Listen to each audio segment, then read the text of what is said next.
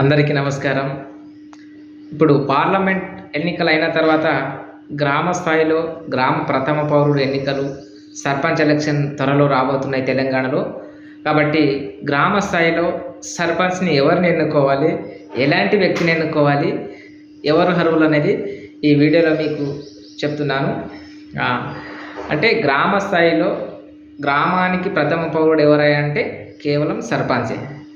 ఒక గ్రామాన్ని అభివృద్ధి చెందాలంటే, గ్రామ సమస్యలు పరిష్కరించాలంటే అది సాధ్యమయ్యేది సర్పంచ్ గారికి. కాబట్టి మన గ్రామంలో ఎవరిని సర్పంచ్ ఎన్నుకోవాలి, ఎలాంటి వ్యక్తిత్వం కలిగినటువంటి వ్యక్తిని ఎన్నుకోవాలనేది ఈ వీడియో మీకు నేను చెప్తున్నాను. కాబట్టి చూడండి, గ్రామ స్థాయిలో సర్పంచ్ పోటీ చేయాలంటే నేడు లక్షలు ఖర్చు చేస్తున్నారు. ఇప్పుడు లక్షలు ఖర్చు చేసి మళ్ళీ వాళ్ళు ఇప్పుడు పెట్టుబడి పెట్టి అప్పుడు మొత్తం గ్రామంలో ఉన్నటువంటి నిధులన్నీ దోచుకుంటారు. కాబట్టి ఇప్పుడు ప్రస్తుతం తరుణంలో రాజకీయాలు ఎట్లున్నాయంటే ఎవరైతే డబ్బు ఖర్చు చేస్తారో వారికి ఓటేస్తున్నారు. కాబట్టి అలాంటి ఎవరైతే డబ్బు బిర్యానీ మందు పోసి మీ ఓట్లను దండుకుంటారో అలాంటి వారికి మాత్రం అస్సలు ఓటేయొద్దు. అలాంటి వారికి ఓటేస్తే మీ గ్రామం అభివృద్ధి చెందబోదు. కాబట్టి ఒక సర్పంచ్గా ఎన్నుకోవాలంటే నిలబడాలంటే కులం, మతం, భాష ఏది చూడకండి.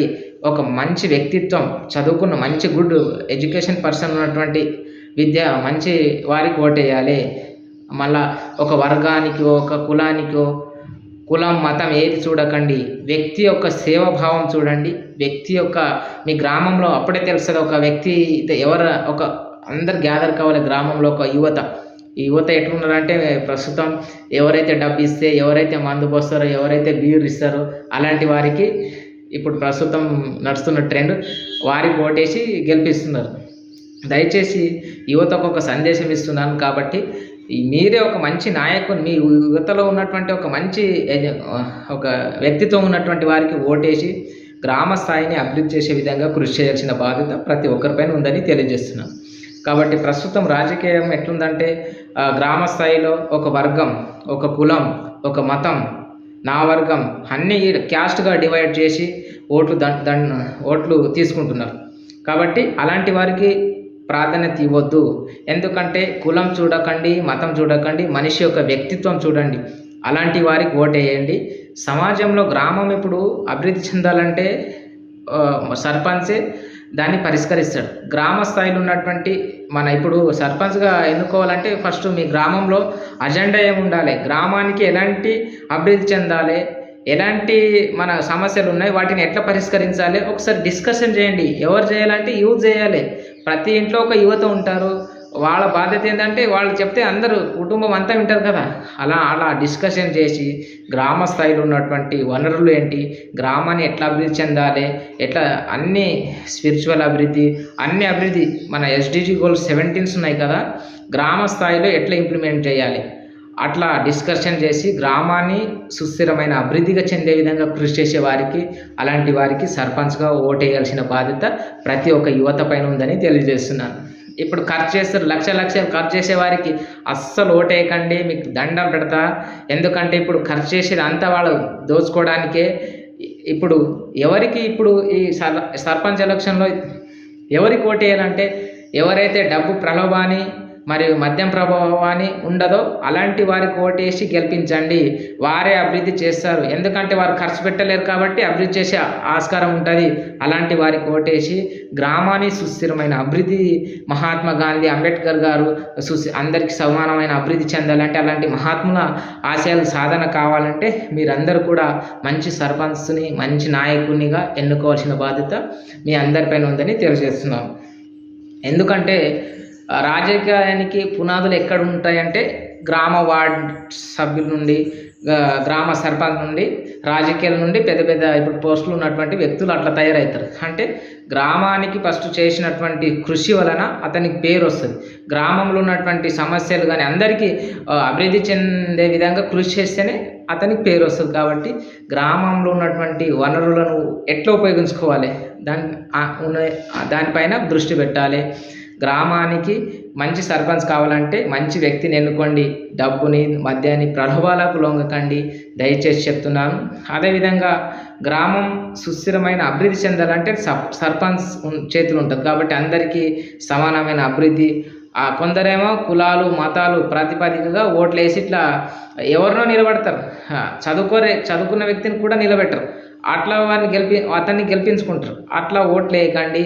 గ్రామంలో ఎవరైతే సేవా దృక్పథం ఉంటుందో, ఎవరైతే మీ సమస్యను పరిష్కరించడానికి కృషి చేస్తారో వారికి ఓటేయండి. గ్రామంలో ఉన్నటువంటి సమస్యలను పరిష్కరించడానికి కృషి చేసిన వారికి గెలిపించండి. వారే సర్పంచ్గా గెలిపించండి. కాబట్టి యువతకు ఒక్క మాట చెప్తున్నా, ఇప్పుడు సర్పంచ్ ఎలక్షన్లు ఉన్నాయని ఆగమాగమై మొత్తం ఎవరైతే డబ్బులు ఇస్తారో, ఎవరైతే మద్యం, బిర్యానీ పోస్తారో ఇలాంటి వారికి ఓటు వేయకండి, దయచేసి చెప్తున్నాను. కాబట్టి సర్పంచ్గా మంచి వ్యక్తిని ఎన్నుకోండి. అదేవిధంగా గ్రామంలో అనేక సమస్యలు ఉంటాయి, దాన్ని పరిష్కరించడానికి ఎవరు కృషి చేస్తారు? సామాజిక సేవ ఉన్నటువంటి వ్యక్తులను మీరు ఓటేసి ఎన్నుకోవాల్సిన బాధ్యత ఉందని తెలియజేస్తున్నాను. అదేవిధంగా చూడండి, మన తెలంగాణలో ఇప్పుడు ప్రస్తుతం 2019లో ఎన్నికైన సర్పంచ్లు వాళ్లకు ఎక్కడి నుంచి నిధులు తీసుకురావాలనేది కనీస పరిజ్ఞానం లేదు. అలాంటి వారు చాలామంది ఉన్నారు. కొన్ని గ్రామాలను చూసినట్లయితే కనీసం అభివృద్ధి అనేది ఏం లేదు. కొన్ని గ్రామాలు చాలా బాగా అభివృద్ధి చెందాయి. ఎందుకు అభివృద్ధి చెందాయంటే మంచి చదువుకున్నటువంటి వ్యక్తి సర్పంచ్గా నిలబడ్డారు. అలాంటి వ్యక్తిని ఓటేసి గెలిపించాల్సిన బాధ్యత మీ పైన ఉంది. రాజకీయ పరంగా చూడకండి, కులాల పరంగా చూడకండి. అతని మనిషి యొక్క వ్యక్తిత్వం చూసి సామాజిక సేవ చేసే దృక్పథం ఉన్న వారికి ఓటేసి మీ గ్రామానికి ప్రథమ పౌరుడుగా సర్పంచ్గా ఎన్నుకోండి. కాబట్టి ప్రతి ఒక్కరూ ఎలాంటి ప్రలోభాలకు లొంగకండి. మీరు ఈ మా కులం, మా పాలేడు, ఇప్పుడు ఇట్లా ఉంటారు కదా గ్రామంలో, అట్లా డివైడ్ అయితే మీ భవిష్యత్తు చాలా ప్రమాదం పడుతుంది. కాబట్టి ఇలా కులం ప్రాతిపదికగా ఇప్పుడు చాలామంది సర్పంచులు వస్తారు. ఇప్పుడు మీకు అంబేద్కర్ విగ్రహం కట్టిస్తా, మహాత్మా గాంధీ విగ్రహం కట్టిస్తా, ఛత్రపతి శివాజీ మహారాజ్ విగ్రహం కట్టిస్తా, ఇక 100 విగ్రహాలు కట్టిస్తా అని అంటారు. కట్టించి అలాంటి వారికి ఓటేయకండి. ఎందుకంటే మనకు కావాల్సింది విగ్రహాలు కాదు, మనకు కావాల్సినటువంటి అభివృద్ధి, ఒక మంచి చదువు. గ్రామంలో ఉన్నటువంటి ప్రభుత్వ పాఠశాలలు బలోపేతం చేయండి. ప్రభుత్వ పాఠశాలలో చాలామంది కొన్ని గ్రామాల్లో మొత్తం ప్రైవేటు పాఠశాలకు వెళుతున్నారు. కానీ ఉన్నటువంటి సర్పంచ్ చదువుకోలేరు కాబట్టి చదువు గురించి అంత పట్టించుకోడు. కాబట్టి ఎవరైతే చదువుకున్నటువంటి సర్పంచ్ ఉంటారో అప్పుడు గ్రామంలో ఉన్నటువంటి విద్యా వ్యవస్థను బలోపేతం చేయడానికి కృషి ఉంటుంది. కాబట్టి అలాంటి మంచి వ్యక్తిని ఓటు వేయాల్సిన బాధ్యత ప్రతి ఒక్కరిపై ఉందని తెలియజేస్తున్నాను. ఎందుకంటే దేశానికి పట్టుకొమ్మలు గ్రామాలే, బ్యాక్ బోన్ మన గ్రామాలు. కాబట్టి గ్రామం అభివృద్ధి చెందితేనే మన దేశం బాగుంటుంది.